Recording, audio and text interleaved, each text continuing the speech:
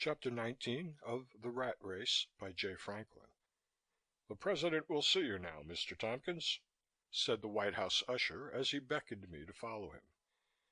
A pleasant, rangy, mild-mannered man rose from behind the great desk and shook my hand. "Glad to see you, Mr. Tompkins," he said. "General Vaughan has been telling me great things about your work. What can I do for you?" As I looked at the guileless, friendly face, my heart sank. Here was one man who should not be deceived. It would be as easy as stuffing a ballot box. "Mr. President," I told him, "when I left the Pentagon building yesterday, I had an elaborate report to submit to you. But I decided that the President of the United States was entitled to the simple truth." "That's right," snapped the Chief Executive. "So if you'll listen to me for 5 minutes," I continued, "I'll tell you the strangest story you ever heard." President Truman coughed. "General Vaughan has told me of the fine work you've been doing for Z2, he observed. "As you can imagine, I'm terribly busy taking on this job." "Mr. President," I began, "to begin with, there's no such organization as Z2. If you'll listen for a few minutes, I'll tell you the whole story." I did.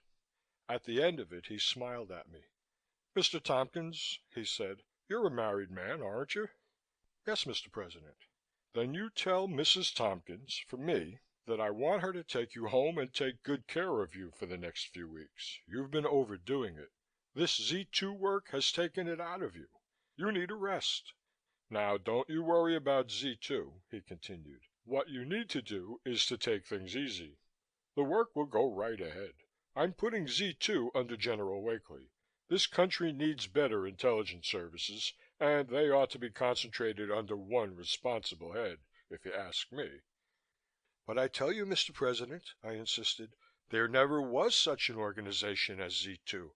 I invented it in order to clear myself with the FBI." He flashed a boyish grin at me. "But there's no doubt that the Alaska went down like a stone." "She went up like a skyrocket, sir." "Then this thorium bomb doesn't sound as though it was practical, sinking one of our ships like that." "Mr. President," I argued, "any bomb will explode if it is deliberately detonated. This bomb was deliberately touched off by Professor Chalmers. He wanted to prevent its use in warfare." The President nodded. Yes, Mr. Tompkins, you explained that to me before. Now you be sure to tell your wife to take good care of you. When you're rested up, you come on down and see me again, and we'll talk some more about this Z2 work of yours. We can use men like you in the State Department. I'm sorry I don't know more about it, but all of President Roosevelt's papers have been removed from the White House, and I don't even know what he told Stalin at Yalta. Perhaps you'd better talk to the State Department before you take that rest. That's what they're for. Thank you for seeing me." Two beefy Secret Service men appeared in the doorway. "Is there any particular man I should see at the department, sir?" I asked. "I want to get this whole business cleared up." The President stood up and shook my hand in dismissal. "Just go across the street and tell them I sent you," he said. "Good day to you, sir." The two bodyguards closed in on me, so I bowed slightly and withdrew from the President's office. In the anteroom, I found General Wakely pacing up and down like the father of triplets. "How did it go, Tompkins?" he asked. "You've had 5 extra minutes. Did you get a chance to give him a fill-in about the Navy and you know what?" I shook my head.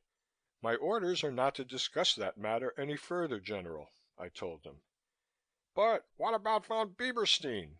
the chief of MID demanded. "Can you give me a lead?" "My instructions, General," I said, "are to discuss matters with the State Department." "The State Department?" Wakely was outraged. "Why, they're nothing but a bunch of Reds. They tell me there are men over there who have spent years in Russia." "If I am ever allowed to tell you who Von Bieberstein really is," I told the General, "you will understand why I am not allowed to discuss it with you now. This is a matter for the Big Three. It is out of my hands entirely." At the gate of the White House Drive, I was suddenly halted by a piercing "Hi!" It was Virginia Rutherford. She dodged her way between two stalwart sentries and took my arm. "Winnie," she cooed as soon as we were across Pennsylvania Avenue, "you utter devil." It seemed safest to say nothing. "Winnie," she continued, "do you realize that the Army of the United States dragged me out of bed yesterday morning and flew me down here just to discover that you are a bigger liar than I thought you were?" "Please don't blame me for General Wakely," I told her. "He's an Eagle Scout in high places. I was getting on fine until you showed up. And please don't raise your voice at me. If I know the Army, you and I are being tailed right now by the counterintelligence." Virginia snuggled closer to me as we dodged through the crowd in Lafayette Park, watching the White House.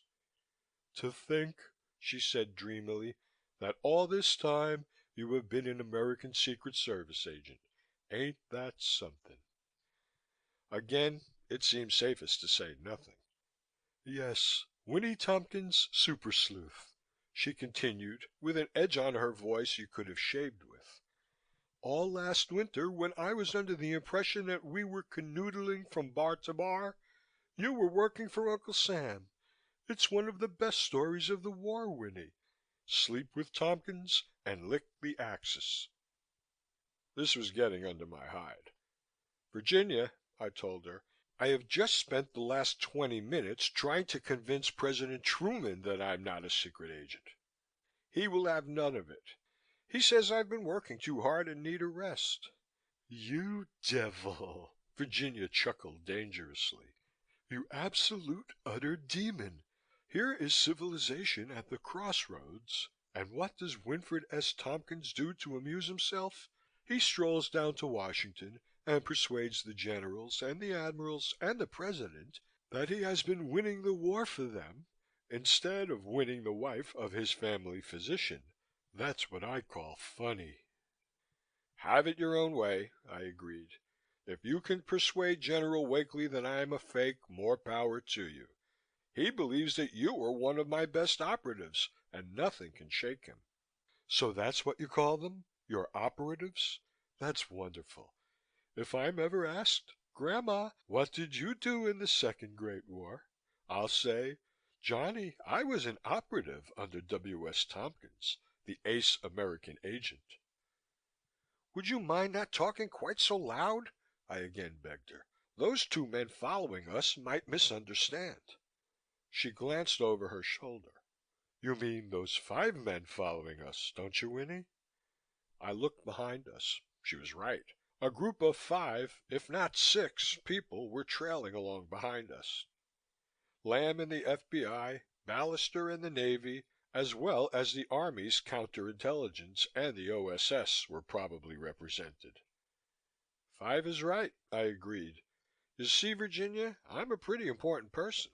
You noticed, I hope, that President Truman took time out to chat with me." "What's he like?" she asked irreverently. "Of course, Roosevelt was all wrong, but he had something on the ball. Who's this little guy from Montana, anyhow?" "Missouri," I corrected her. "He's from Missouri and don't you ever forget it. That's what he is, Virginia, a little guy from Missouri." We were at the Willard. "Here, Virginia, I must leave you," I told her. "You can't follow me up to my bedroom and anyhow, I have a message for Jimmy from the President of the United States." "Nuts," she answered brightly. "You're not fooling me for one little minute. You just lied yourself into a bigger jam than you've lied yourself out of. Well, I'm on to your game." When I reached the room, there was no sign of Jimmy. This statement should be qualified. She herself was not to be seen, but various articles of clothing were scattered around the room and there was a rush and gurgle of water from the bathroom, which suggested that my wife was taking a bath. She was. "Winnie?" she called through the half-open door. "Lisa the floor waiter," I grunted. "You wanted me? I busy."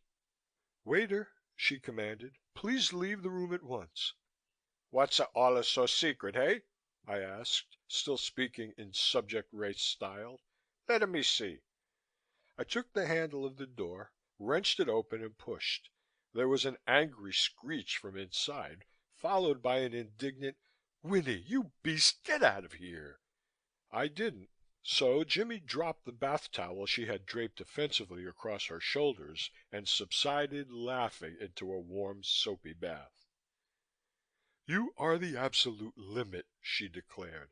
"I'll never forgive you for this. Tell me what the President was like." "Very nice," I said. "He reminds me of one time I saw a little freshwater college football team play Notre Dame. You sort of wanted the little guys to make at least one first down, but you knew that if they did, it would just be an accident. No, Truman's one hell of a nice guy, but that doesn't mean he could lick Joe Louis. Anyhow, he was complimentary about my work, and he sent a message to you. Pity he couldn't deliver it in person, like the floor waiter." "For me?" I nodded. "He said that I needed a good long rest and that you must take very good care of me." She looked up at me, large eyed, through a haze of steam. "Oh, Winnie," she declared, "I am so proud of you. To think that all the time you've been doing secret intelligence, and I believed you were just chasing around after those silly girls." "Don't you think you could have trusted your wife?" she asked. I shook my head emphatically. "That was part of my cover," I replied. "If you hadn't been worried about me, it wouldn't have looked natural. If I'd told you, you wouldn't have worried and the Axis agents—" I left the thought trailing. Germaine sucked reflectively on the corner of her washcloth. "Yes," she agreed at last, "I can see that. But I don't see how I can ever trust you again." I laughed. "Then don't trust me," I told her. "We'll still have a good time. Suppose you get dressed now and come downstairs and we'll have champagne cocktails to celebrate." "Celebrate what?" she asked, loosing the stopper with her toes. "Celebrate the liquidation of Z2," I said. "It's being taken over by the Army. My work is done anyhow. And tomorrow I have to see the State Department. Mr. Truman tells me they need men like me. God help them." "The State Department!" She jumped out of the tub, scattering water lavishly on the floor and on me. "Are they going to make you an ambassador or something?" "Come down to earth, Jimmy," I urged her. "I'm a Republican from New York, not a Democrat. I may have done an even better job than they think I've done, but I know one thing I didn't do to qualify for a diplomatic job." "What's that?" she asked, toweling herself vigorously.